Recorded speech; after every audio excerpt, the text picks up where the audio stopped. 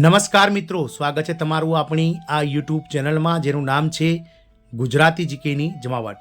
તો ગતરોજ supreme court દ્વારા દેશભરના 50 લાખ કરતાં વધારે કોન્ટ્રાક્ટ કરાર આઉટસોર્સિંગ અને માનદ વેતન મેળવતા કર્મચારીઓના હિતમાં અતિ મહત્વનો નિર્ણય લેવામાં આવ્યો હતો, જેમાં વર્ષોથી કામ કરતા હંગામી કર્મચારી કોન્ટ્રાક્ટ કર્મચારીઓને સરકાર દ્વારા કાયમી કર્મચારીઓ જેવા લાભો જ આપવા જોઈએ અને તેમને આ લાભથી વંચિત ન રહી શકાય તેવો મિત્રો સુપ્રીમ કોર્ટ દ્વારા અતિ મહત્વનો ચુકાદો આપવામાં આવ્યો હતો। આ ચુકાદાને આધીન હવે વિવિધ રાજ્ય સરકારો દ્વારા પોતાના રાજ્ય સરકારના વિવિધ વિભાગોમાં કામ કરતા 5 વર્ષ કે તેથી વધારે સમયથી જે હંગામી કોન્ટ્રાક્ટ કરાર આધારિત કર્મચારીઓ કામ કરી રહ્યા છે તેમને કાયમી કરવાને લઈ અને તેમના માટેની જે પોલિસીઓ તૈયાર કરવા તમામ રાજ્ય સરકારો કામે લાગી ગઈ છે। આ તમામ અટકળો વચ્ચે મિત્રો આ રાજ્ય સરકાર દ્વારા હંગામી કર્મચારીઓ બાદ આ કામદારોની નોકરીને પણ કાયમ કરવાને લઈ અને અતિ મહત્વની જાહેરાત કરવામાં આવી છે। જાણીએ વિડીયોમાં વિગતવાર કે કઈ રાજ્ય સરકાર દ્વારા રાજ્યના આ વિભાગના કર્મચારીઓને કાયમી કરવાને લઈ અને અતિ મહત્વનો નિર્ણય લેવામાં આવે છે તેને લઈ અને વિડીયોમાં વિગતવાર ચર્ચા કરીએ।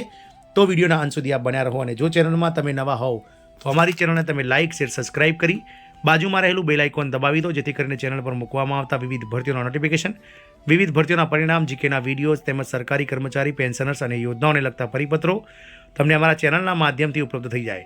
તો વાત કરીએ મિત્રો હરિયાણામાં નાયબ શ્રી સૈની સરકારની।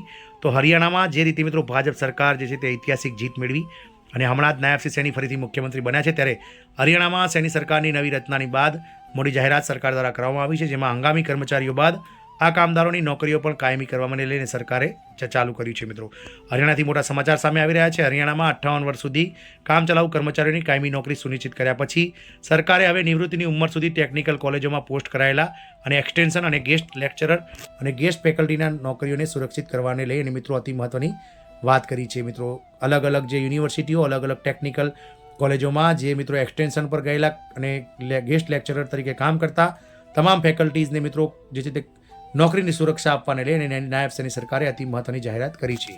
પ્રાપ્ત માહિતી અનુસાર સરકારના કાયદા વિભાગના વિશેષ સચિવ અમરજીત સિંહે શુક્રવારે આ સંદર્ભમાં એક સૂચના બહાર પાડી છે। હરિયાણા સરકારના જણાવ્યા અનુસાર 15 ઓગસ્ટ 2024 સુધીમાં 5 વર્ષની સેવા પૂર્ણ કરી ચૂકેલા એક્સટેન્શન અને ગેસ્ટ લેક્ચરર્સને 58 વર્ષની ઉંમર સુધી દૂર કરી શકાશે નહીં। સાથે જ મિત્રો આ પ્રોફેસરોને કાયમી પ્રોફેસરોની જેમ મોંઘવારી ભથ્થું મળશે। દર વર્ષે જાન્યુઆરી જુલાઈમાં મોંઘવારી ભથ્થું પણ વધશે। આ ઉપરાંત તેમને ચિરાઈ યોજના, મૃત્યુ સહ નિવૃત્તિ, ગ્રેજ્યુટી, પ્રસૂતિ લાભ, એક્સ રેશિયાના લાભો પણ મળશે। તે જ સમયે જે પ્રોફેસરોને 58 વર્ષની ઉંમરે પહોંચી ગયા છે અને જેમને દૂર કરવામાં આવ્યા છે અથવા રાજીનામું આપી દીધું છે તેમને લાભ મળશે નહીં। રાજ્ય સરકારી કોલેજોમાં લગભગ 2000 એક્સટેન્શન લેક્ચરર અને 46 ગેસ્ટ લેક્ચરરની નિમણૂક કરવામાં આવી છે। માહિતી અનુસાર સરકારી યુનિવર્સિટીઓના કામ કરતા 1400થી વધુ કરાર આધારિત સહાયક પ્રોફેસરોની 58 વર્ષની ઉંમર સુધીની નોકરીઓ પણ સુનિશ્ચિત કરી રહી છે।